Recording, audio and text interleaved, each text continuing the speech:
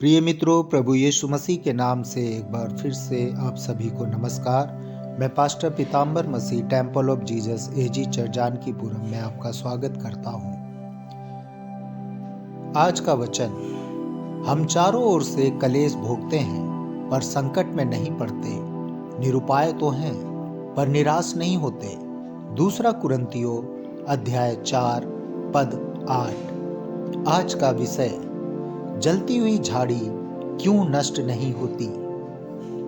निर्गमन 3 अध्याय में जलती हुई झाड़ी का वर्णन है। निर्गमन 3 अध्याय पद 2 से 3 में लिखा है, तब परमेश्वर ने मूसा को जलती झाड़ी में होकर दर्शन दिया।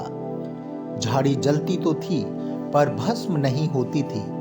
मूसा ने कहा, मैं इस बड़े अचंभे को देखूंगा कि ये जलती तो है पर भस्म क्यों नहीं होती। मित्रों, कोई जलने योग्य वस्तु जले लेकिन भस्म ना हो, यह सच में अचंभे की बात है। वो अग्नि क्या थी जो झाड़ी को जला रही थी? निश्चय पवित्र आत्मा। वचन में पवित्र आत्मा को अग्नि की संज्ञा दी गई है। याद कीजिए, जब पवित्र आत्मा पिन्तेकुस्त के दिन उतरा तो वह आग की फटती हुई जीभ के रूप में दिखाई दिया। इस दर्शन से हम क्या सीख सकते हैं? मुझे जो बात समझ आती है वो यह है कि यदि पवित्र आत्मा की प्रबल अग्नि हम पर है तो चाहे जितना भी जले, नाश नहीं होंगे। विपत्ति आएगी, संकट आएंगे, जीवन में कोई दुख क्यों ना आए, हम नष्ट नहीं होंगे, क्योंकि स्वयं यीशु हमारे साथ है। सद्रक, मेशक और अबेदनगो के साथ भी यही मंजर था। सांसारिक आग तो जल रही थी, लेकिन वे उससे भी शक्तिशाली पवित्र आत्मा की आग से घिरे हुए थे।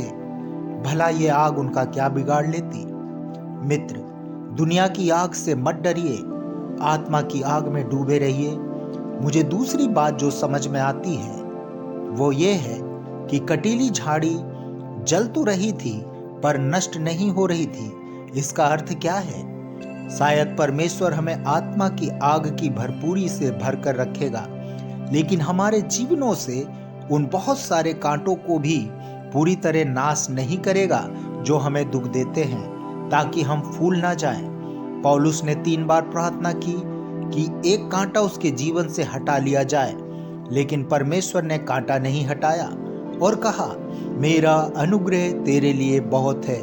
दूसरा कुरिन्थियों 12 अध्याय पद 7। सो आइए अपने कलेशों में भी घमंड करें, क्योंकि मसीह की सामर्थ हम पर छाया करती है। आमीन। परमेश्वर इस वचन के द्वारा आपको आशीष दे। जरूर से हमारे चैनल को सब्सक्राइब करें, कमेंट्स करें, लाइक करें, शेयर करें, क्योंकि ये परमेश्वर का वचन है। हम जितना भी इसे फैलाएंगे हम आशीषित होंगे। परमेश्वर आप सभी को आशीष दे। सभी को जय मसीह की।